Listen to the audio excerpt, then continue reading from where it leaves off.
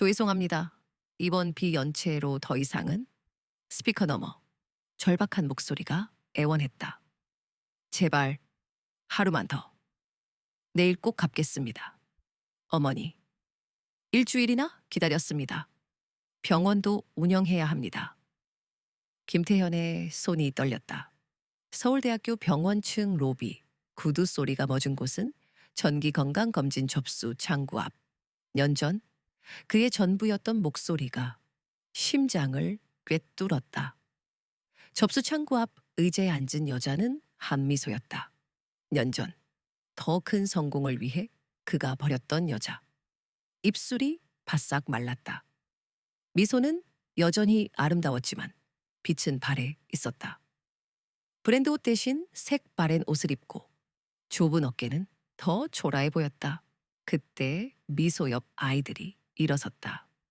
엄마 괜찮아. 집에 가자. 살쯤 되어 보이는 남자아이가 엄마 어깨를 감쌌다. 다리에 힘이 풀렸다. 아이의 얼굴은 어린 시절의 자신과 똑 닮아 있었다. 아들이었다. 더 어린 여자아이도 엄마에게 안겼다. 살쯤 되어 보이는 아이는 창백한 얼굴로 기침을 했다. 작은 손이 엄마 옷자락을 움켜쥐었다. 하원이구나. 년 전 갓난아기였던 딸의 이름이 흘러나왔다. 미소가 간호사에게 매달렸다. 정말 마지막입니다. 아이가 너무 아파서. 어머니, 규정상 어렵습니다. 태현은 얼어붙었다. 지갑 속 수백만 원, 수억 원의 카드 한도. 하지만 그들은 10,000원 때문에 절망하고 있었다. 지난 연간 그는 무엇을 놓쳤을까? 최고급 레스토랑, 해외 골프 여행, 명품 시계. 년 전 그날이 떠올랐다. 태연아, 우리 이대로 행복하게 살면 안 될까? 돈이 조금 부족해도 미소야, 난 더 큰 사람이 될 거야. 이런 좁은 곳에 갇혀 살 수 없어. 그는 정말 더 큰 사람이 됐다. 기업가, 수백억 재산. 하지만 가장 소중한 것을 버렸다. 지금 그의 손목에는 10,000원짜리 시계, 발에는 10,000원짜리 수제 구두, 몸에는 10,000원짜리 맞춤 수트가 빛났다. 미소는 낡은 운동화를 신고 있었다. 아이들 옷도 마찬가지였다. 태현의 발이 저절로 움직였다. 병원비를 내주고 싶었다. 따뜻한 곳으로 데려가고 싶었다. 하지만 연의 무게가 발목을 잡았다. 그럴 자격이 있을까? 준서가 엄마를 일으켰다.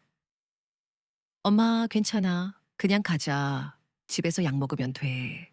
살 아이의 입에서 나온 말이라고 믿기 어려웠다. 그는 그 나이에 무엇을 걱정했을까? 아들은 이미 가장이었다. 미소가 아이들과 병원을 나섰다. 혜운이는 여전히 기침을 했지만 엄마 손을 잡고 걸었다. 태현은 뒷모습만 바라봤다. 년 전처럼. 자동문이 닫히자 태현은 정신을 차렸다. 심장이 미친 듯이 뛰었다. 손바닥에 식은땀이 흘렀다. 내가 뭘 하고 있는 거지?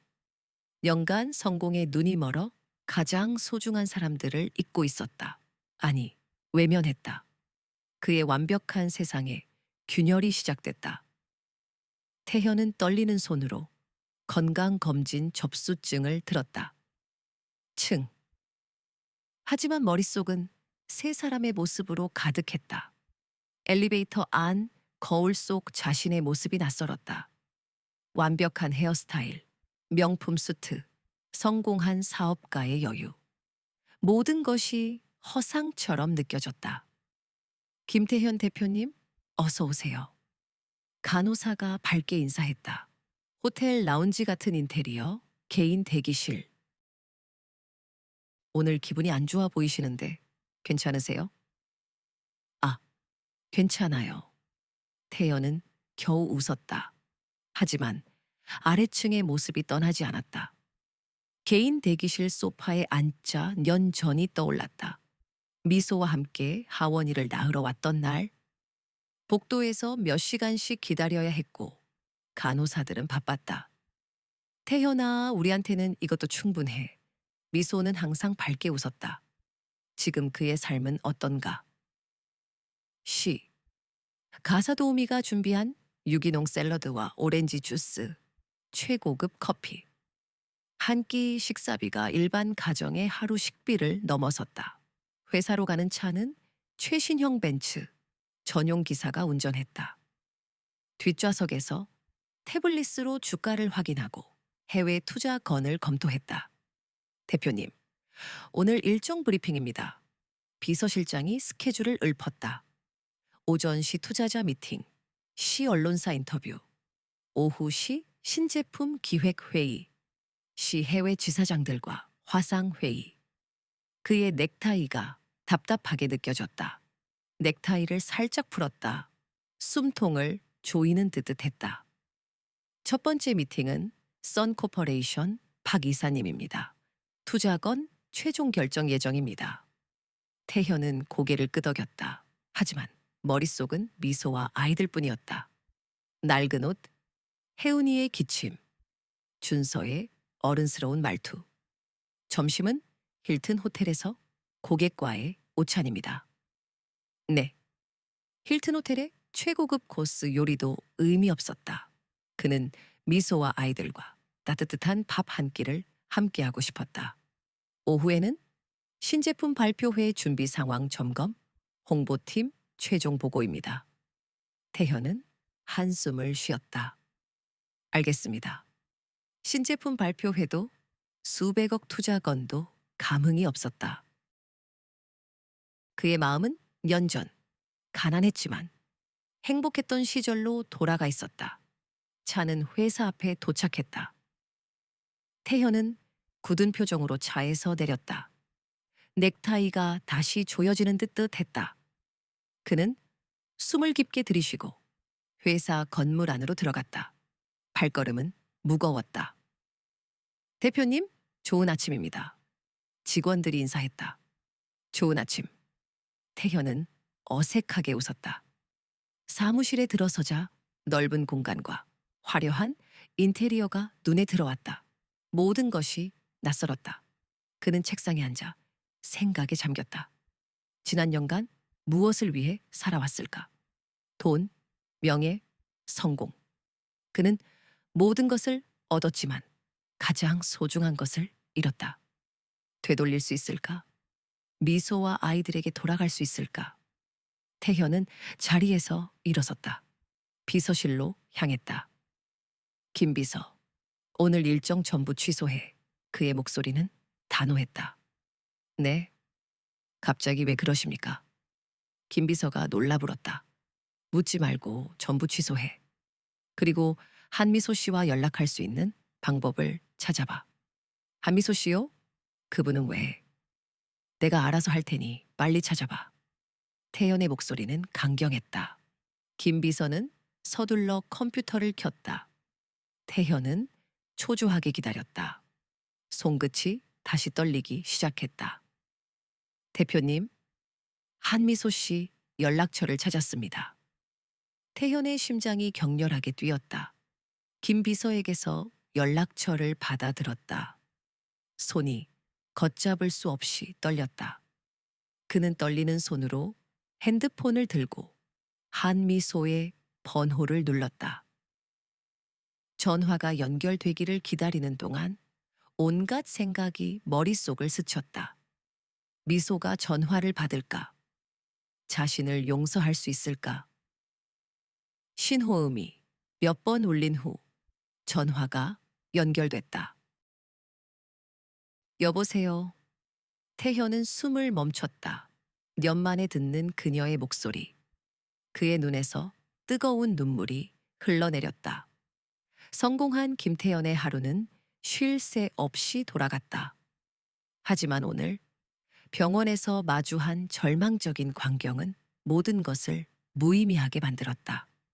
청담동 태연의 회사 건물은 견고한 성공의 상징이었다.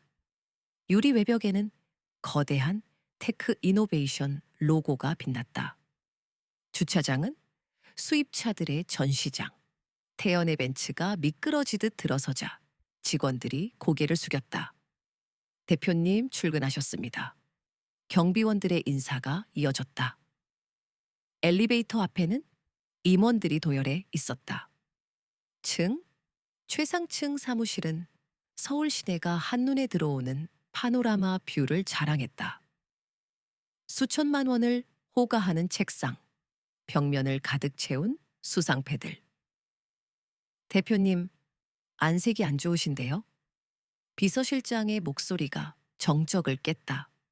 창밖만 응시하는 태연의 모습이 낯설었다. 아, 네. 그냥 좀 피곤해서요. 태연이 답했다. 사무실 한쪽 벽면에는 태연의 화려한 성공 스토리가 담긴 액자들이 걸려 있었다. 대최연소, 올해 혁신 경영인, 아시아 대기업가, 빛나는 타이틀들. 그중 가장 눈길을 끄는 것은 회사 창립 당시의 흑백 사진이었다. 년 전 작은 사무실에서 시작했던 테크 이노베이션이 이제는 직원 명의 거대 기업으로 성장한 것이다. 하지만 사진을 바라보는 태연의 입계는 씁쓸한 미소가 감돌았다. 성공의 그림자가 드리운 대가를 깨닫고 있었다. 오전 시 대회의실에서 투자자 미팅이 시작되었다. 태연 대표님, 이번 분기 실적은 정말 놀랍습니다. 매출이 전년 대비나 증가했네요. 투자자들의 찬사가 쏟아졌다. 태연의 마음은 메마른 강물 같았다. 아들 준서는 지금 뭘 하고 있을까? 학교는 제대로 다니고 있을까? 생각들이 머릿속을 맴돌았다. 대표님, 오늘 점심은 일식 어떠세요? 신논현에 새로 생긴 미슐랭 스타 레스토랑이 있는데 비서실장의 제안에 태연은 고개를 끄덕였다. 인당 10,000원을 호가하는 오마카세 코스를 맛보면서도 태연의 뇌리에는 다른 생각만이 가득했다. 미소와 아이들은 점심은 제대로 챙겨 먹고 있을까? 입안에서 녹아내리는 최고급 참치 사시미가 모래알처럼 느껴졌다. 오후 회의 역시 마찬가지였다. 신제품 론칭, 해외 진출 계획, 대규모 투자 유치, 공허함이 태연을 짓눌렀다. 대표님, 혹시 몸이 편찮으신가요? 오늘따라 집중을 잘 못하시는 것 같은데. 부사장의 질문에 태연은 정신을 차렸다. 회의 내용을 전혀 듣지 못했다는 사실을 깨달은 것이다. 대표님, 오늘 저녁에는 골프장 사장님과의 약속이 있으시죠? 형식적인 사교 모임이었다.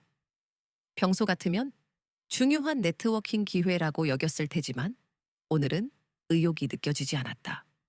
취소하세요. 태연의 지시에 비서실장이 당황했다. 네? 하지만 이미 예약이 다른 핑계를 대고 취소해요. 태연이 강조했다. 저녁 시 태연은 평소보다 일찍 집으로 향했다. 고급 아파트 단지에 위치한 그의 집은 병이 넘는 펜트하우스였다. 차 안에서도 과거의 그림자가 떠올랐다. 년 동안 나는 무엇을 위해 살아온 걸까? 성공이라는 허울 아래 가장 소중한 것들을 희생했던 건 아닐까? 펜트하우스에 도착했지만 집 안은 텅 빈 동굴처럼 고요했다.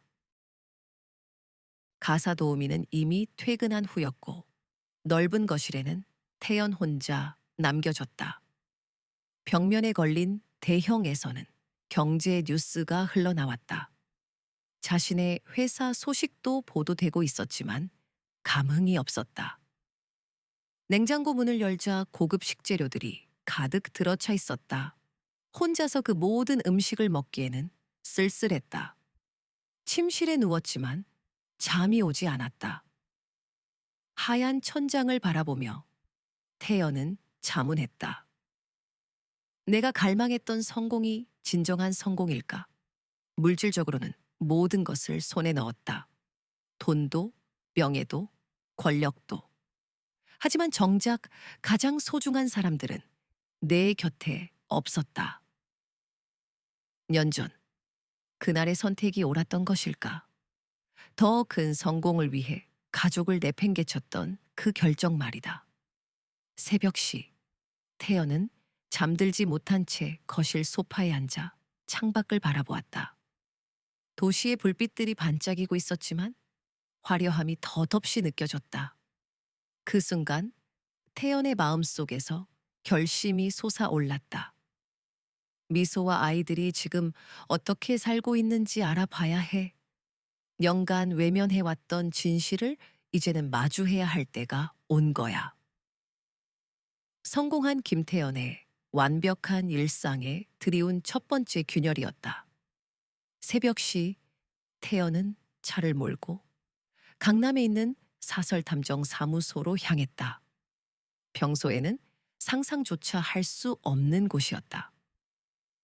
김태연입니다. 어제 전화드렸던. 아, 네. 기다리고 있었습니다. 대중반으로 보이는 탐정은 태연을 훑어보았다. 명품 수트를 차려입은 고객이 이런 곳을 찾는 일은 드물었기 때문이다. 조사하고 싶으신 분이 있다고 하셨는데. 탐정이 낡은 수첩을 펼치며 물었다. 한미소라는 여자와 그녀의 아이들. 준서, 혜은이요. 태연의 목소리가 떨렸다. 년 만에 그 이름들을 입 밖으로 내뱉는 순간이었다. 어떤 관계이신데요? 탐정의 질문에 태연은 머뭇거렸다. 제 전 가족입니다. 사무실 안에는 침묵이 감돌았다. 탐정의 표정이 변했다. 이런 씁쓸한 의뢰는 처음이 아니었기 때문이다. 구체적으로 어떤 것을 알고 싶으신가요? 탐정이 물었다. 모든 것을 알고 싶어요. 지금 어떻게 살고 있는지, 어디에서 지내는지, 아이들은 건강한지. 태연의 손끝이 떨렸다. 연간 외면해왔던 진실을 마주하는 것이 두려웠다. 시간이 꽤 걸릴 텐데, 혹시 급하신가요? 탐정이 물었다. 최대한 빨리 해주세요. 돈은 얼마든지 드릴 수 있습니다. 일 후, 태연은 탐정으로부터 연락을 받았다. 기본적인 정보는 파악했습니다. 직접 만나서 말씀드릴까요? 태연은 탐정 사무소로 달려갔다. 그의 손에는 얇은 서류 파일 하나가 들려 있었다. 파일의 무게는 세상에서 가장 무겁게 느껴졌다. 먼저 마음의 준비를 하시는 게 좋을 것 같습니다. 탐정의 얼굴은 어두웠다. 현재 거주지는 구로구 반지하 원룸입니다. 탐정이 사진 한 장을 건넸다. 낡은 다세대 주택의 반지하 창문. 창문 절반이 땅 아래 묻혀 있는 그 모습을 보자 태연의 가슴이 무너져 내렸다. 보증금 10,000원에 월세 10,000원. 3명이 살기에는 턱없이 좁습니다. 년 전 태연과 미소가 함께 살던 집은 평 아파트였다. 넓지는 않았지만 따뜻한 보금자리였다. 그런데 지금은 다음은 한미소 씨의 직업 현황입니다. 탐정이 다른 자료를 꺼내 들었다. 오전 시부터 시까지 대형마트 새벽 배송. 오후 시부터 시까지 식당, 주방 보조. 밤 시부터 새벽 시까지 편의점 야간 아르바이트. 태연의 머릿속이 하얗게 비워지는 듯 했다. 하루에 거의 시간 이상을 쉴 새 없이 일하고 있었던 것이다. 언제 쉬는 거죠? 태연의 목소리가 흘러나왔다. 일요일 오후 몇 시간 정도. 그것도 아이들 때문에 병원에 가거나 빨래를 하는데 시간을 보내는 것 같습니다. 아이들 상황도 좋지 않습니다. 탐정이 준서의 사진을 내밀었다. 낡은 교복을 입고 있었지만 색이 발에 있었다. 준서는 현재 중학교 학년인데 학원은 단 한 곳도 다니지 못하고 있습니다. 태연의 손에 들린 넥타이가 구겨졌다. 사랑은 변하는 거야. 태연, 넌 너무 순진해. 유리의 눈빛이 얼음처럼 차가웠다. 미소 씨는 이미 과거의 여자야. 지금 네 옆에 있는 사람은 나라고. 태연은 충격에 휩싸였다. 어떻게 네가? 난 널 사랑해. 네 성공을 위해서라면 뭐든지 할 수 있어. 유리는 태연에게 손을 뻗었다. 태연은 유리의 손을 쳐냈다. 역겨워? 유리의 얼굴이 흉측하게 일그러졌다. 후회할 거야. 태연은 뒤돌아섰다. 이미 충분히 후회했어. 태연은 곧장 집으로 향했다. 넥타이를 거칠게 풀어 던지고 코트를 벗어 던졌다. 텅 빈 집안, 싸늘한 냉기가 감돌았다. 그는 당장 아이들을 만나야 했다. 다음 날 아침, 태연은 준서와 혜운의 학교 앞에 서 있었다. 아이들의 얼굴을 보기 전에는 아무것도 할 수 없었다. 초조함에 목이 말랐다. 드디어 아이들이 학교 문을 나섰다. 준서는 몰라보게 컸고 혜운은 여전히 낯빛이 어두웠다. 태연의 심장이 격렬하게 울렁거렸다. 준서야, 혜운아. 태연은 떨리는 목소리로 아이들을 불렀다. 아이들은 걸음을 멈추고 태연을 쏘아봤다. 준서의 눈에는 날카로운 경계심이, 혜우는 혼란스러운 표정이 떠올랐다. 누구세요?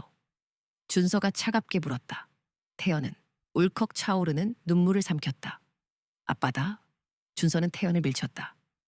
우리 아빠는 죽었어요. 혜우는 준서의 팔을 붙잡았다. 오빠. 태연은 혜운의 창백한 얼굴을 감쌌다. 혜운아 아빠 정말 미안해. 혜운의 눈에서 굵은 눈물방울이 떨어졌다. 아빠 보고 싶어. 태연은 혜운을 품에 안았다. 아빠가 잘못했어. 이제 다시는 너희 곁을 떠나지 않을게. 준서는 굳은 얼굴로 태연을 바라봤다. 태연은 준서에게 조심스럽게 손을 내밀었다. 준서야, 아빠 용서해 줄 수 있겠니? 준서는 한참 동안 태연을 뚫어지게 바라보더니 마침내 태연의 손을 잡았다. 정말 다시는 안 떠날 거예요. 약속한다. 태연은 아이들을 힘껏 끌어안았다. 따뜻한 온기가 그의 텅 빈 가슴을 채웠다. 그날 이후 태연의 삶은 송두리째 바뀌었다. 그는 모든 것을 되돌리기 위해 애썼다. 아이들의 학교 행사에 빠짐없이 참석하고 함께 밥을 먹고 밤에는 다정한 목소리로 책을 읽어줬다. 하지만 연애 시간은 쉽게 메워지지 않았다. 준서는 여전히 굳게 닫힌 마음을 열지 않았고 혜우는 자주 아팠다. 어느 날 밤 혜우는 갑자기 열이 펄펄 끓었다. 태연은 혜운을 안고 허둥지둥 응급실로 달려갔다. 혜운의 작은 몸이 불덩이처럼 뜨거웠다. 병원 복도 태연은 초조하게 발을 동동 굴렀다. 그의 숨결이 차가웠다. 과거의 냉정한 모습이 날카로운 칼날처럼 태연의 심장을 찔렀다. 의사가 힘없는 표정으로 나왔다. 폐렴입니다. 조금만 늦었어도 위험했을 겁니다. 태연은 안도의 한숨을 내쉬었다. 정말 감사합니다. 혜우는 며칠 동안 병원에 입원해야 했다.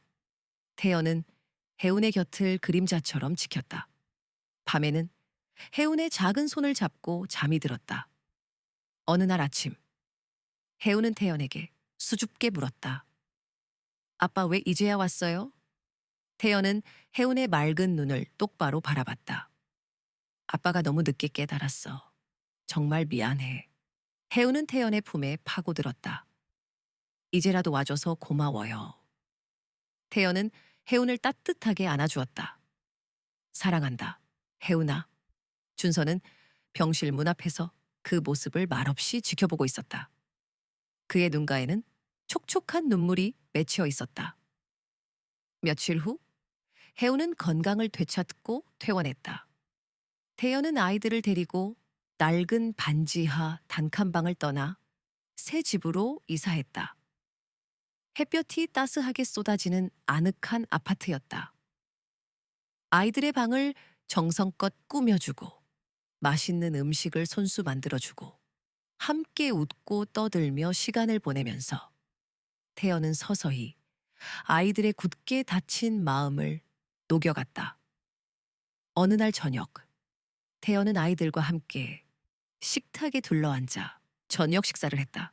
준서는 열심히 숙제를 하고 있었고, 혜우는 작은 손으로 그림을 그리고 있었다. 아빠, 저 의사가 되고 싶어요. 준서가 수줍게 말했다. 그래, 아빠가 네 꿈을 꼭 이루도록 도와줄게. 태연은 준서의 어깨를 다정하게 토닥였다. 저는 훌륭한 선생님이 되고 싶어요. 혜운이 해맑게 웃으며 말했다. 우리 혜운이는 분명히 세상에서 가장 훌륭한 선생님이 될 거야. 태연은 혜운의 머리를 부드럽게 쓰다듬었다. 아이들의 맑은 웃음소리가 집 안가득 울려 퍼졌다.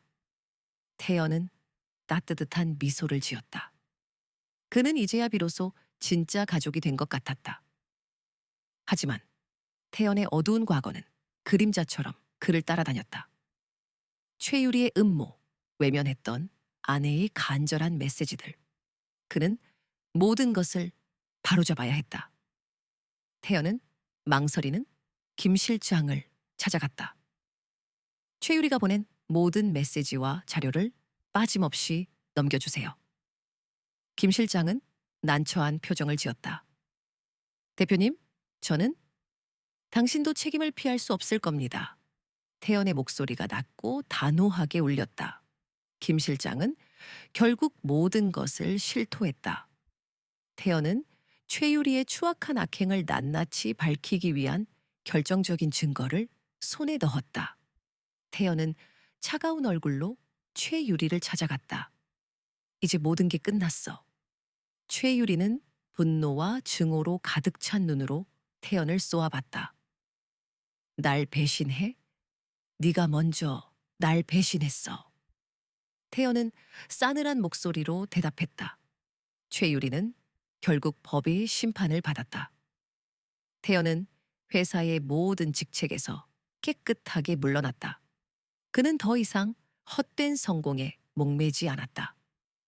태연은 아이들과 함께 소중한 시간을 보내며 평범한 아빠로 살아갔다.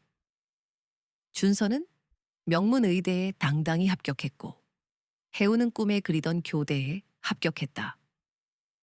어느 날 태연은 아이들과 함께 오래된 낡은 도서관을 찾았다. 그곳은 어린 혜운이 홀로 외로움을 달래며 책을 읽던 추억의 장소였다. 혜운은 조용히 책장에서 한 권의 책을 꺼내 태연에게 건넸다. 아빠, 이 책 읽어주세요. 태연은 조심스럽게 책을 펼쳤다. 빛바랜 낡은 페이지에는 아름다운 이야기가 고스란히 담겨 있었다. 태연은 아이들에게 정성껏 책을 읽어주기 시작했다. 그의 목소리는 한없이 따뜻하고 부드러웠다. 아이들은 태연의 무릎에 편안하게 기대 앉아 이야기에 푹 빠져들었다. 태연은 사랑스러운 아이들의 얼굴을 번갈아 바라보며 따스한 미소를 지었다. 그는 이제야 비로소 진정한 행복의 의미를 깨달은 것 같았다. 그의 따뜻한 손길이 아이들의 부드러운 머리카락을 쓰다듬었다. 따스한 햇살이 도서관 창문을 통해 눈부시게 쏟아져 들어왔다. 넥타이는 이제 없다. 어쩔 줄 몰라 김 실장의 손끝이 떨렸다. 유리가 돌변했다. 그래 맞아. 나는 그 여자와 애들이 싫어. 네가 성공했으니까 이제 와서 돈 달라고 할 거 아니야? 나는 그런 꼴 못 봐. 태연이 차갑게 물었다. 그럼 연락을 차단할 게 아니라 나한테 말했어야 했어. 말했으면 내가 널 도와줬을 거잖아. 결혼 계획은 어떻게 돼? 유리의 눈빛이 차가워졌다. 결혼 계획이 뭐가 중요해? 내 아이들이 아픈데? 년 동안 신경도 안 쓰던 주제에 이제 와서 아이들? 태연은 할 말을 잃었다. 어느 정도 사실이었으니까. 그래도 연락은 받을 권리가 있었어. 또 뭘 했어? 연락 차단 말고 다른 것도 있지? 유리가 마침내 입을 열었다. 가끔 네가 그 여자 걱정할 때마다 나는 사람을 시켜서 알아봤어. 그리고 너한테 거짓 보고를 했지. 거짓 보고? 잘 살고 있다고, 재혼했다고, 걱정할 필요 없다고. 태연의 기억 속에서 유리의 목소리가 되살아났다. 태연아, 미소 씨 소식 들었어? 좋은 사람 만나서 재혼했대. 아이들도 새 아빠 잘 따른다고 하더라. 그때 태연은 안도했다. 죄책감도 덜고 마음도 편해졌었다. 하지만 그 모든 게 거짓이었다. 혜운이가 아프다는 연락도 있었지. 수술비가 필요하다고. 입원비가 부족하다고. 그런 것들도 다 숨겼어? 유리가 고개를 돌렸다. 대답하기 부끄러웠던 것이다. 태연의 목소리가 얼음처럼 차가웠다. 너는 정말 악마야. 유리가 다급하게 말했다. 태연아, 나도 어쩔 수 없었어. 네가 그 여자에게 다시 마음이 간다면. 그래서 내 딸이 죽어갈 뻔한 것도 숨긴 거야. 태연의 숨소리가 거칠어졌다. 죽어간다니. 그렇게까지. 지금도 병원에서 제대로 치료받지 못하고 있어. 토온이 없어서. 태연의 목소리에는 분노와 절망이 뒤섞여 있었다. 우리 끝이야. 태연아, 다시 생각해봐. 우리 년? 년 동안 너는 내 가족을 죽음으로 몰아넣고 있었어. 태연은 더 이상 유리를 바라보지 않았다. 문 앞에서 유리가 마지막으로 소리쳤다. 좋아. 하지만 후회할 거야. 그 여자는 이미 너를 포기했어. 아이들도 너를 아빠라고 생각하지 않아. 그 말이 태연의 가슴을 찔렀다. 하지만 이미 결심은 섰다.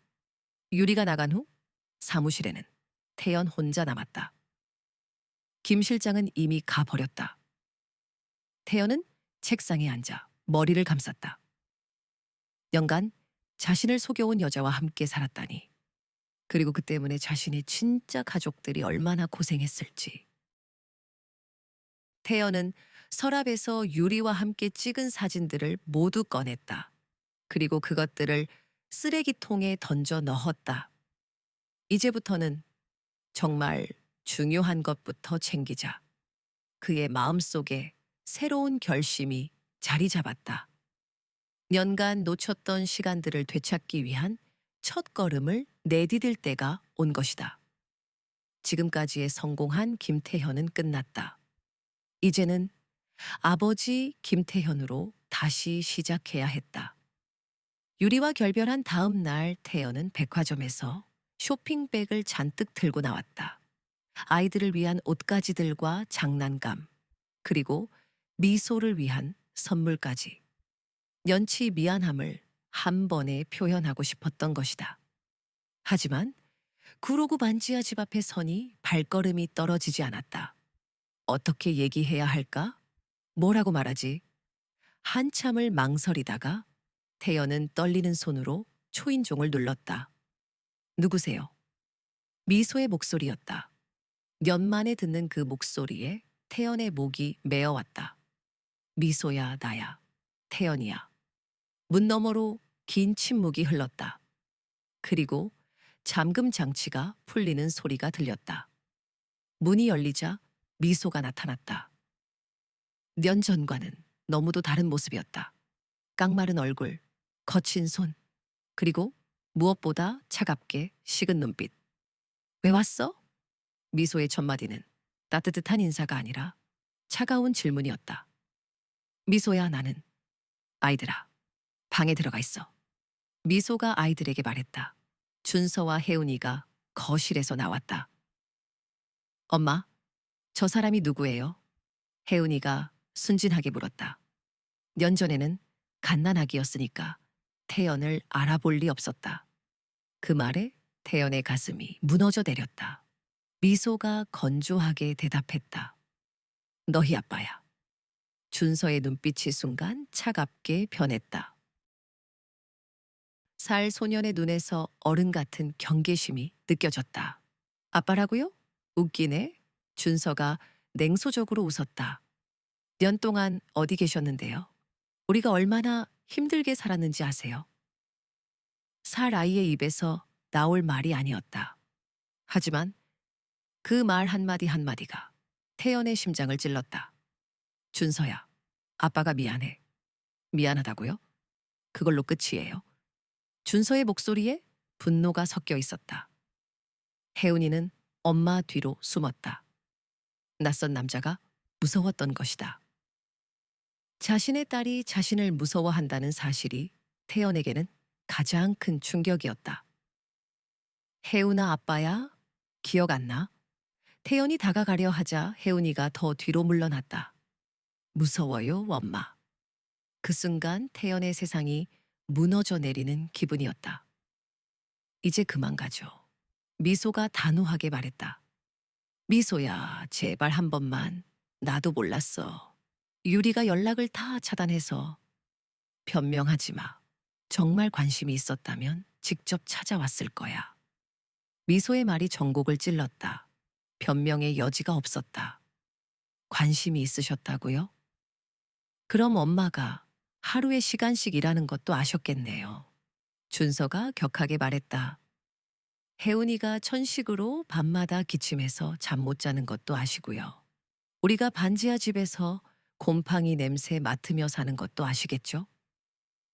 각각의 말이 태연의 마음에 비수처럼 박혔다.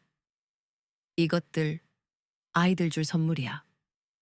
태연이 쇼핑백들을 내밀었다. 하지만 준서가 그것들을 뿌리쳤다. 필요 없어요. 년 동안 없다가 이제 와서 선물이라고요? 명품 옷가지들과 비싼 장난감들이 바닥에 흩어졌다. 태연이 정성 들여 산 것들이었지만 지금은 그저 공허한 물건들에 불과했다. 그때 혜은이가 작은 목소리로 물었다. 엄마 아빠는 왜 우리를 버린 거예요? 순수한 질문이었지만 태연에게는 가장 치명적인 일격이었다. 사라이도 자신이 버림받았다는 걸 알고 있었던 것이다. 혜은아. 태연이 무릎을 꿇고 아이 눈높이에 맞췄다. 하지만 혜은이는 계속 엄마 뒤로 숨었다. 그만 가. 아이들이 무서워해. 미소가 문을 열었다. 미소야, 제발. 나에게 기회를 줘. 이제라도 제대로 하고 싶어. 너무 늦었어, 태연아. 미소의 목소리에는 더 이상 감정이 없었다. 그저 피곤함만 가득했다. 엄마, 저 아저씨 언제 가요? 혜은이가 태연을 아저씨라고 부르는 순간 태연은 현실을 깨달았다. 자신은 더 이상 아이들의 아빠가 아니었던 것이다. 곧 갈 거야, 혜은아. 미소가 딸을 달래며 말했다. 그럼 혜은이 병원비라도. 태연이 지갑에서 카드를 꺼내려 하자 준서가 벌떡 일어났다. 그런 식으로 해결되는 줄 아세요? 돈으로 모든 걸 해결할 수 있다고 생각하세요? 차가운 응급실, 연애 침묵이 깨진 자리. 준서의 눈빛은 얼음처럼 날카로웠다. 우린 아빠 없이도 잘 살았어요. 엄마 혼자서 우릴 키웠다고요. 떨리는 목소리, 그 안엔 연간 굳어진 상처가 깊게 새겨져 있었다. 우리에겐 아빠가 필요 없어요. 이제 괜찮아. 힘들지만 우리끼리 잘 살고 있어. 미소의 말은 조용했지만 단호했다. 너도 이제 새로운 삶을 살아가. 우리는 이제 남이야. 태연의 심장이 멎는 듯 했다. 결국 그는 문 밖으로 밀려났다. 계단을 오르며 뒤돌아본 그의 눈에 문틈 사이 세 사람의 그림자가 어른거렸다. 준서의 차가운 시선, 겁에 질린 혜운, 그리고 지쳐 보이는 미소. 차에 올라탔지만 태연은 움직일 수 없었다. 핸들을 잡은 손끝이 떨렸다. 내가 정말 아버지일까? 존재 자체가 부정당하는 고통. 아이들에게 그는 그저 낯선 남자.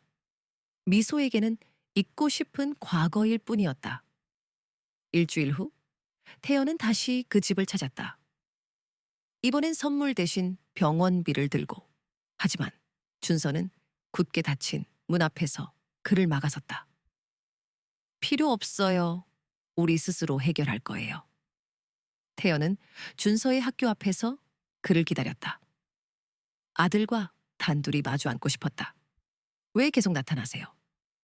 준서의 짜증 섞인 목소리가 날카롭게 울렸다. 준서야, 아빠가 정말 미안해. 이제라도. 이제라도라고요? 연이에요. 연. 준서의 목소리가 격앙됐다. 아세요? 초등학교 운동회 때 다른 애들은 다 아빠가 왔는데 저만. 준서의 눈에 눈물이 차올랐다. 혜은이가 아플 때마다 아빠가 없어서 얼마나 무서웠는지, 엄마가 힘들어할 때마다 제가 얼마나 무력했는지. 태연의 가슴에도 뜨거운 눈물이 흘렀다. 자신이 놓쳐버린 시간들이 파도처럼 밀려왔다. 아빠라고 부르지 마세요. 전 아빠 없이도 잘 컸어요. 준서는 차갑게 돌아섰다. 그리고 다시는 우리 앞에 나타나지 마세요. 엄마가 많이 힘들어해요. 그 말을 남기고 준서는 사라졌다. 태연은 그 자리에 돌처럼 굳어버렸다. 가족에게 돌아가는 길이 이토록 험난할 줄이야. 그가 잃어버린 것은 단순한 시간이 아니라 사랑 그 자체였다. 가족에게 거절당했지만 태연은 포기할 수 없었다. 멀리서라도 아이들을 지켜보고 싶었다. 담정에게 의뢰해 보고서를 받기 시작했다. 준서는 오늘도 도서관에서 밤시까지 공부했고, 혜운이는 학교에서 조퇴했습니다. 매일 전해지는 보고서가 그의 심장을 짓눌렀다. 아이들이 또래보다 훨씬 고된 삶을 살고 있다는 사실을 매일 확인해야 했으니까. 어느 날 오후 담정에게서 다급한 전화가 걸려왔다. 대표님, 큰일입니다. 혜은이가 학교에서 쓰러졌어요. 태연의 심장이 곤두박질 쳤다. 지금 어디에 있어요? 응급차로 병원으로 이송 중입니다. 상태가 심각해 보여요. 태연은 쏜살같이 병원으로 향했다. 신호등도 속도 제한도 눈에 들어오지 않았다. 머릿속엔 오직 딸 혜은이 뿐이었다. 제발, 제발 무사해야 해. 연간 외면했던 자신을 저주하며 그는 간절히 기도했다. 병원 응급실 앞 미소와 준서가 초조하게 서 있었다. 미소는 창백한 얼굴로 벽에 기대 눈물을 흘리고 있었고, 준서는 주먹을 꽉 쥔 채 바닥만 노려보고 있었다. 태연이 다가가자 준서가 고개를 들었다. 왜 왔어요? 차가운 목소리, 그 안에 숨겨진 두려움. 그때 의사가 나타났다. 보호자분이시죠? 아이 상태가 매우 심각합니다. 미소가 떨리는 목소리로 물었다. 얼마나 심각한가요? 천식이 급성으로 악화됐고 폐렴까지 합병됐습니다. 당장 입원해서 집중 치료를 받아야 합니다. 입원비는 얼마나 나올까요? 미소는 떨리는 손으로 낡은 지갑을 꺼냈다. 그 안엔 채 10,000원도 들어있지 않았다. 최소 주간 입원해야 하니까 대략 10,000원 정도 될 것 같습니다. 미소의 얼굴이 더욱 창백해졌다. 한 달 수입 10,000원. 10,000원은 그녀에게 닿을 수 없는 별이었다. 일단 응급처치는 했지만 입원하지 않으면 언제 또 이런 일이 생길지 모릅니다. 의사의 말에 미소는 무너져 내릴 듯 했다. 우리가 어떻게 10,000원을 준서가 주먹으로 벽을 쳤다. 살 소년에게 너무나 가혹한 현실이었다. 내가 알바를 더 하면 안 돼. 학교 그만두고 일하면 안 돼. 준서야. 미소가 아들을 끌어안았지만 그녀 역시 막막하기만 했다. 내가 낼게. 태연이 조용히 입을 열었다. 필요 없어요. 준서가 즉각 거부했다. 준서야, 지금은 혜운이가 중요해. 싫어요.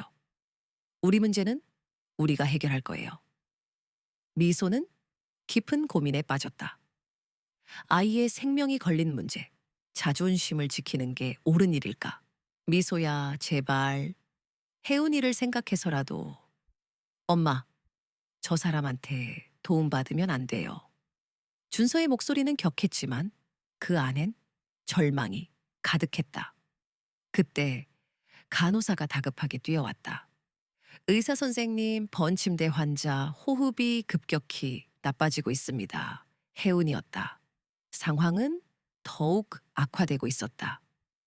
당장 중환자실로 옮겨야 합니다. 중환자실 사용료까지 합치면 하루에 10,000원씩입니다. 의사의 말에 미소는 비틀거렸다. 하루에 10,000원? 일주일이면 10,000원. 그럼 중환자실 말고 일반 병실에서는 안 되나요? 어머니, 아이 생명이 위험합니다. 미소는 눈물을 닦으며 결심했다. 중환자실로 옮겨주세요. 하지만 입원비는 일단 아이부터 살리고 봐요. 미소의 절규가 응급실에 울려 퍼졌다. 그 모습을 지켜보던 태연의 가슴이 찢어지는 듯 했다. 자신의 딸이 죽어가는 상황. 돈 때문에 치료를 받지 못할 뻔했다니. 내 딸인데, 내가 아버지인데. 지갑 속 텅 빈 잔고를 보며 태연은 분노와 자책감에 휩싸였다. 혜운이가 중환자실로 옮겨진 후 세 사람은 대기실에서 밤을 새웠다. 미소는 의자에서 잠들었고 준서는 창밖을 바라보며 서 있었다. 태연은 멀찍이 떨어진 곳에서 그들을 지켜봤다. 다가가고 싶었지만 환영받지 못하리라는 것을 알기에. 새벽시 준서가 화장실에서 나오다 태연과 마주쳤다. 아직도 여기 있으세요? 응? 혜운이가 걱정돼서. 준서의 눈은 붉게 충혈되어 있었다. 울었던 흔적이 역력했다. 저는 아무것도 할 수 없어요. 준서가 갑자기 울음을 터뜨렸다. 엄마는 맨날 힘들어하고, 혜운이는 아프고, 저는 오빠가 돼서 아무것도 못 해주고. 살 소년이 감당하기엔 너무나 버거운 짐이었다. 준서야. 태연이 조심스럽게 입을 열었다. 네가 잘못한 게 아니야. 이 모든 게 아빠 잘못이야. 차가운 금속성 경보음이 준서의 귓가를 찔렀다. 저희한테 아빠는 없어요. 그 말은 칼날처럼 태어의 심장을 베었다. 밤새 중환자실 앞 딸의 생체의 신호만이 그의 시선을 붙잡았다. 이번만큼은 절대 놓치지 않으리라. 아이들이 그를 거부해도, 미소가 냉담해도 아버지로서의 책임을 다하겠다고 그는 다짐했다. 다음 날 혜운의 상태는 위중했다. 수술이 필요합니다. 의사의 말에 미소의 얼굴이 창백해졌다. 수술비는. 그녀의 목소리가 떨렸다. 1,000,000원 정도 예상됩니다. 절망이 드리워졌다. 태연은 망설일 수 없었다. 가족들의 냉대보다 딸의 생명이 먼저였다. 지금 당장 수술하지 않으면. 의사의 외침이 복도를 울렸다. 혜운의 상태가 급격히 악화되어 응급수술이 불가피했다. 수술 동의서에 서명하세요. 간호사가 내민 서류 앞에서 미소의 손이 굳었다. 펜을 쥔 손끝이 떨렸다. 1,000,000원은 언제까지? 미소의 목소리가 간신히 이어졌다. 수술 전에 선납하셔야 합니다. 미소는 주저앉을 뻔했다. 1,000만 원. 그녀에게는 우주처럼 멀고 닿을 수 없는 돈이었다. 1,000만 원을 어떻게 해? 미소는 넋이 나간 사람처럼 중얼거렸다. 모든 어려움을 혼자 헤쳐왔지만 이번만큼은 감당할 수 없었다. 친척들에게라도 빌려볼까? 하지만 그녀에게 도움을 줄 친척은 없었다. 년 전 이혼과 함께 모든 인연을 끊었기 때문이었다. 엄마, 우리 집 팔아요. 준서의 목소리가 절망적으로 울렸다. 준서야, 우리 집은 월세야. 팔 집이 없어. 그럼 제가 학교 그만두고 일할게요. 보호자님, 빨리 결정하세요. 아이 상태가 나빠지고 있어요. 의사의 재촉은 냉정했다. 가난한 가족에게 시간은 사치였다. 조금만 시간을 주세요. 미소는 간절하게 애원했지만 시간은 흘러갔다. 태연은 더 이상 지켜볼 수 없었다. 딸의 생명이 위태로운 상황에서 가족들의 감정 따위를 신경 쓸 겨를이 없었다. 수술비, 제가 내겠습니다. 태여가 단호하게 말했다. 안 돼요. 준서가 격렬하게 외쳤다. 저희는 그분과 아무 상관없어요. 아버지가 아니에요. 준서는 태어를 손가락질하며 간호사에게 소리쳤다. 법적으로는 아버지지만 미소는 힘겹게 말을 이었다. 지금 자존심 따질 때가 아니야. 미소야, 혜운이가 죽을 수도 있다는 말이야. 태어가 처음으로 목소리를 높였다. 알아. 알고 있다고. 미소도 울부짖었다. 싫어요. 정말 싫어요. 준서는 바닥에 주저앉아 오열했다. 살 소년에게는 감당하기 힘든 현실이었다. 년 동안 우리 없이 잘 사시더니 이제 와서 영웅 행세하려고요. 준서의 말에 태어의 가슴은 찢어지는 듯했다. 그 순간 중환자실에서 날카로운 경보음이 울렸다. 번환자 심박수 급격히 저하. 간호사들이 뛰어들어갔다. 혜운의 상태가 악화된 것이다. 지금 당장 수술실로. 수술비는 나중에 정리하고 일단 수술부터. 의사가 다급하게 외쳤다. 정말 위험한 건가요? 미소의 목소리가 떨렸다. 네, 매우. 미소는 버틸 힘이 없었다. 딸의 생명 앞에서는 그 어떤 자존심도 의미가 없었다. 알겠어요. 수술해 주세요. 그리고 태어를 바라보며 나지막이 말했다. 고마워. 연만에 처음 듣는 진심, 어린 감사 인사에 태어의 가슴이 저릿하게 울렸다. 작은 침대에 누운 혜운이 수술실로 향했다. 산소 마스크 때문에 얼굴조차 제대로 보이지 않았다. 혜운아, 아빠가 지켜줄게. 태연은 간절하게 속삭였다. 년만에 처음으로 아빠라는 단어가 그의 입술에서 흘러나왔다. 수술실 앞에서 세 사람은 초조하게 기다렸다. 시간은 영원처럼 느껴졌다. 미소는 의자에 앉아 끊임없이 기도했고 준서는 복도를 불안하게 서성이었다. 태연은 벽에 기대선차에 굳게 닫힌 수술실 문만을 응시했다. 아저씨. 준서가 조심스럽게 입을 열었다. 혜운이 괜찮을까요? 처음으로 태어에게 건네는 질문이었다. 적대감 없는 목소리로. 괜찮을 거야. 우리 혜운이 강하잖아.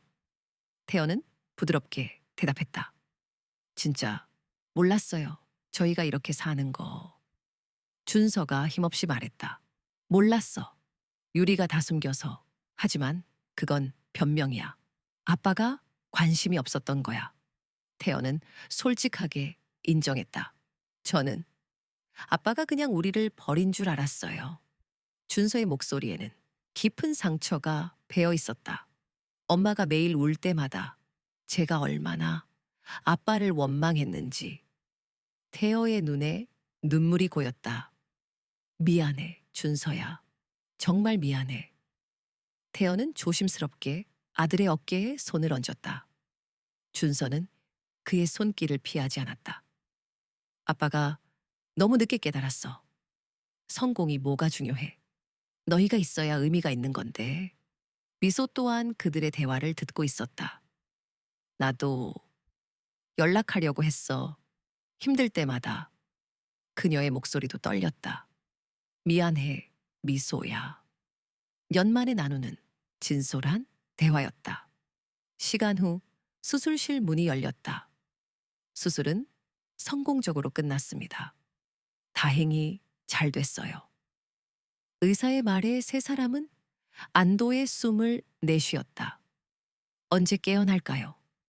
미소가 조심스럽게 물었다. 내일 아침쯤이면 의식을 찾을 겁니다.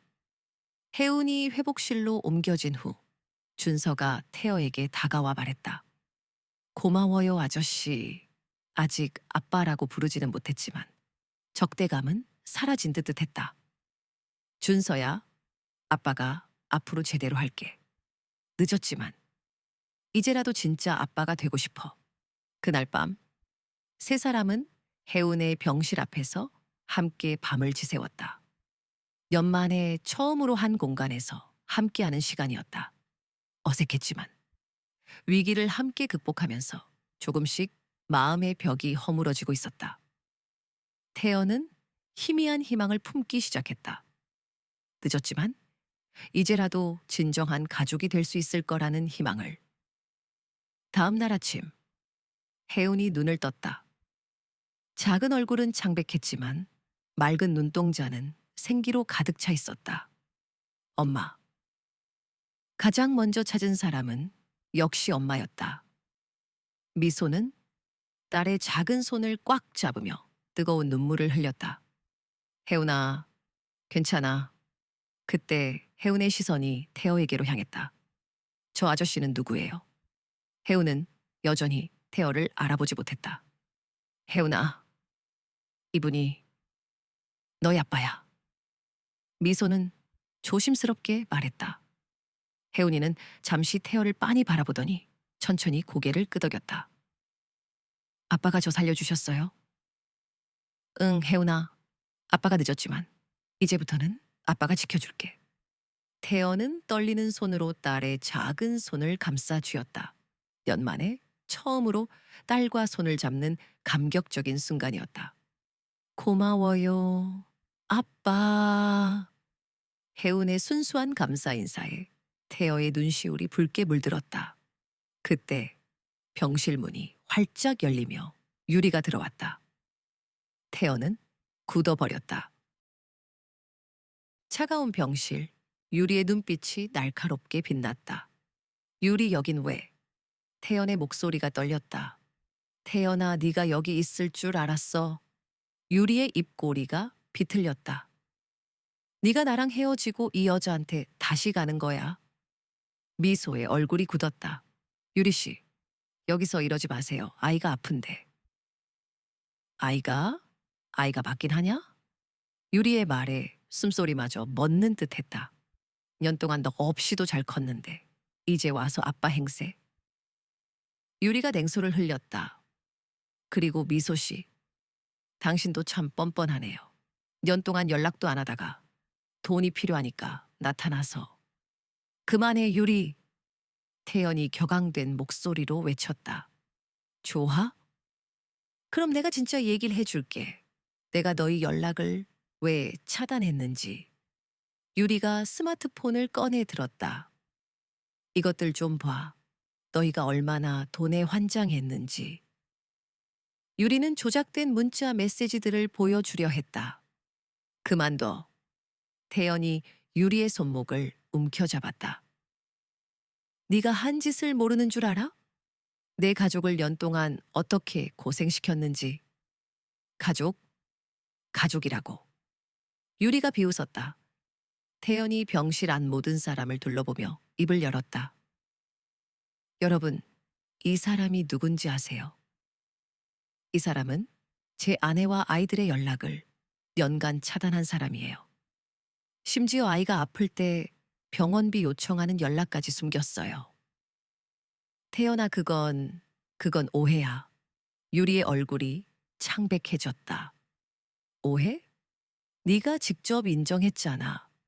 태연이 휴대폰 녹음기를 켰다. 며칠 전 사무실에서의 대화가 흘러나왔다. 맞아. 내가 했어. 하지만 너를 위해서였어. 유리의 목소리가 울렸다. 간호사들과 환자 가족들의 시선이 유리를 향했다. 어떻게 그런 일을, 아이가 아픈데 그런 걸 숨기다니. 유리의 얼굴이 붉게 달아올랐다. 좋아. 내가 했어. 그런데 어쩔래? 유리가 자포자기한 듯 소리쳤다. 너는 내가 없으면 아무것도 못하는 남자야. 그 여자랑 아이들이 너한테 뭘 해줬는데. 사랑을 줬어. 태연이 조용히 대답했다. 돈으로 살 수 없는 진짜 사랑을 줬다고. 너는 그걸 모르겠지만. 태연이 미소와 아이들을 바라보며 말을 이었다. 내가 성공했을 때 함께 기뻐해주고 힘들 때 위로해줄 사람들. 그게 바로 가족이야. 유리는 할 말을 잃었다. 좋아. 후회할 거야. 유리가 마지막으로 소리치고 병실을 나갔다. 그 여자들과 살아봐. 돈도 없고 가진 것도 없는 사람들과. 문이 쾅 닫히고 병실에는 정적이 감돌았다. 아빠. 혜은이가 작은 목소리로 태연을 불렀다. 혜은아. 이제 우리랑 같이 살 거예요. 순수한 질문에 태연은 미소와 준서를 바라봤다. 그건, 그건 엄마와 오빠가 결정할 일이야. 태연이 조심스럽게 말했다. 미소가 한참을 고민하다 입을 열었다. 조건이 있어. 말해봐. 태연이 숨을 죽였다. 예전처럼 돌아가는 건 불가능해. 우리는 년 동안 너 없이 살았어. 미소가 진지하게 말했다. 하지만 아이들을 위해서라면 천천히 다시 시작해 볼 수는 있어. 태연의 가슴이 벅차 올랐다. 저도 조건이 있어요. 준서가 입을 열었다. 다시는 우리를 버리면 안 돼요. 힘들다고 도망가면 안 되고요. 약속할게. 태연이 진지하게 대답했다. 일주일 후 태연은 새 가족을 위해 새 집을 구했다. 너무 큰 집은 부담스러울까봐 적당한 크기의 아파트였다. 와, 진짜 넓어. 혜은이가 신나게 뛰어다녔다. 내 방도 있어요. 당연하지. 태연이 미소 지었다. 그날 저녁 네 사람이 한 식탁에 둘러앉았다. 년 만에 가족 식사였다. 맛있어요, 아빠. 혜은이가 환하게 웃으며 말했다. 준서도 이제는 자연스럽게 아빠라고 불렀다. 미소의 얼굴에도 년 만에 처음으로 편안한 미소가 떠올랐다. 오늘부터는, 오늘부터는 정말 새로 시작하는 거야. 태연의 목소리가 떨렸다. 응, 이번에는 절대 놓치지 않을게. 태연이 진심으로 약속했다. 그날 밤, 태연은 아이들의 잠자리를 지켜줬다. 년 동안 하지 못했던 아버지의 역할이었다. 아빠, 내일도 여기 있을 거죠? 혜은이가 잠들기 전에 물었다. 당연하지. 아빠는 이제 어디도 안 가. 태연이 혜은이의 머리를 쓰다듬었다. 그때 태연은 깨달았다. 진짜 성공이 무엇인지를. 수십억의 재산도, 회사의 성장도, 사회적 지위도, 그 모든 것보다 중요한 건 바로 이 순간이었다. 사랑하는 가족들과 함께하는 평범한 일상이 진짜 행복이라는 걸 말이다. 유리가 빼앗으려 했던 모든 것을 되찾은 태연은 이제 진정한 승리자가 되었다. 따스한 햇살이 쏟아지는 어느 토요일 아침, 태연은 부엌에서 아침을 준비하고 있었다. 개월 전과는 완전히 다른 모습이었다. 아빠 계란 후라이 타고 있어요? 혜은이가 깔깔거리며 소리쳤다. 아, 맞다. 태연이 급하게 불을 줄였다. 요리는 아직도 서툴렀지만 가족을 위해 배우고 있었다. 오빠 일어나, 늦었어. 혜은이가 준서 방문을 두드렸다. 알았어, 알았어. 준서가 머리를 헝클어뜨린 채 나왔다. 평범한 남매의 모습이었다. 엄마는 병원에서 밤 근무하고 새벽에 들어왔어. 좀 더 자게 해드려. 태연이 대답했다. 미소는 더 이상 하루 시간씩 일하지 않았다. 태연이 소개해준 병원에서 간호조무사로 일하며 정상적인 생활을 하고 있었다. 아빠, 엄마 많이 달라졌죠? 혜은이가 물었다. 응, 많이 밝아졌어. 예전처럼 웃기 시작했어. 태연도 미소의 변화를 느끼고 있었다. 아빠 저 의사가 되고 싶어요. 준서가 아침을 먹으며 말했다. 정말? 태연이 놀라 불었다. 네, 혜은이 같은 아이들을 도와주고 싶어요. 준서는 이제 꿈을 당당하게 얘기할 수 있게 되었다. 경제적 걱정 없이 공부에 집중할 수 있게 되었기 때문이다. 아빠, 저 오늘 친구들이랑 놀러 가도 돼요? 혜은이가 활기차게 물었다. 개월 전 죽어가던 아이라고는 믿기 어려울 정도로 건강해졌다. 그래, 하지만 무리하지 마. 태연이 걱정스럽게 말했다. 네, 저 이제 진짜 괜찮아요. 혜은이의 밝은 미소에 태연의 마음도 따뜻해졌다. 월요일 아침, 태연의 회사 모습도 달라져 있었다. 대표님, 요즘 많이 밝아지셨네요. 비서실장이 말했다. 그래요? 태연이 웃으며 답했다. 네, 예전엔 항상 날카로우셨는데 지금은 되게 온화해 보이세요. 태연 자신도 느끼고 있었다. 마음의 여유가 생겼다는 걸. 나는 앞으로 우리 회사는 일과 가정의 균형을 중시하겠습니다. 태연이 임원회의에서 발표했다. 직원들 가족들을 위한 복지도 늘리고 야근도 최대한 줄이도록 하죠. 임원들은 놀랐지만 긍정적으로 받아들였다. 태연아, 고마워. 미소가 설거지를 하며 말했다. 뭐가? 태연이 물었다. 아이들. 아이들이 정말 행복해. 미소의 목소리에 감정이 섞여 있었다. 나도 행복해. 정말로. 태연이 진심으로 대답했다. 아빠 이걸 어떻게 풀어요? 준서가 수학 문제집을 들고 왔다. 어디 보자. 태연이 아들 옆에 앉아 함께 문제를 풀었다. 년 동안 못했던 아버지 역할이었다. 아빠 진짜 똑똑하시네요. 준서가 감탄했다. 아빠도 너처럼 공부 열심히 했거든. 태연이 웃으며 말했다. 아빠 저 아빠가 생겨서 너무 좋아요. 혜은이가 태연의 무릎에 앉으며 말했다. 왜? 태연이 혜은이의 머리를 쓰다듬었다. 친구들이 아빠 자랑할 때 저도 이제 할 수 있어요. 순수한 말에 태연의 눈시울이 붉어졌다. 어느 날 밤 태연이 조심스럽게 물었다. 우리 다시 시작해볼까? 미소의 눈빛이 흔들렸다. 아직 시간이 필요해. 미소의 목소리가 떨렸다. 예전보단 나아졌지만 그녀의 시선은 태연에게 닿았다. 당신도 변했네. 와, 바다다. 혜은이의 외침이 귓가를 스쳤다. 태연이 계획한 첫 가족 여행. 아빠 사진 찍어요. 춘서가 외쳤다. 연말에 찍는 가족 사진. 셔터 소리가 울렸다. 이제 진짜 가족 같아요. 준서의 미소는 밝았다. 바닷가를 거닐며 태연은 생각했다. 진짜 성공의 의미를. 돈과 지위도 중요하지만 사랑하는 사람들과 함께하는 시간이야말로 진정한 가치라는 것을 연후. 준서는 전교등을 놓치지 않았고 혜은이는 건강을 되찾았다. 미소는 간호학과에 진학했다. 엄마도 공부해요? 혜은이 물었다. 응, 엄마도 꿈이 있어 간호사가 될 거야. 미소의 눈빛이 빛났다. 미소야.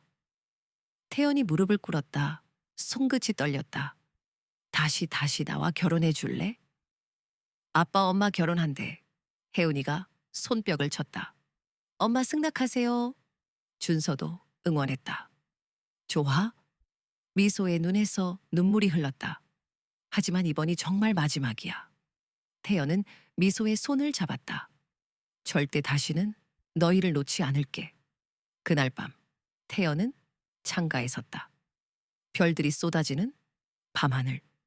년이라는 시간을 잃었지만 이제라도 되찾았으니 늦었지만 진짜 행복을 찾은 것이다. 아빠 뭐 하세요? 혜은이가 물었다. 별 보고 있어. 태연이 답했다. 저도 같이 볼래요. 혜은이가 태연의 품에 안겼다. 아빠 사랑해요. 나도 사랑해. 우리 딸. 미소와 준서도 창가로 다가왔다. 함께 별을 바라보았다. 네 사람이 함께 서 있는 모습.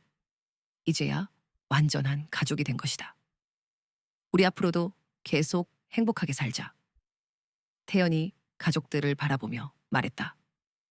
네. 아이들이 대답했다.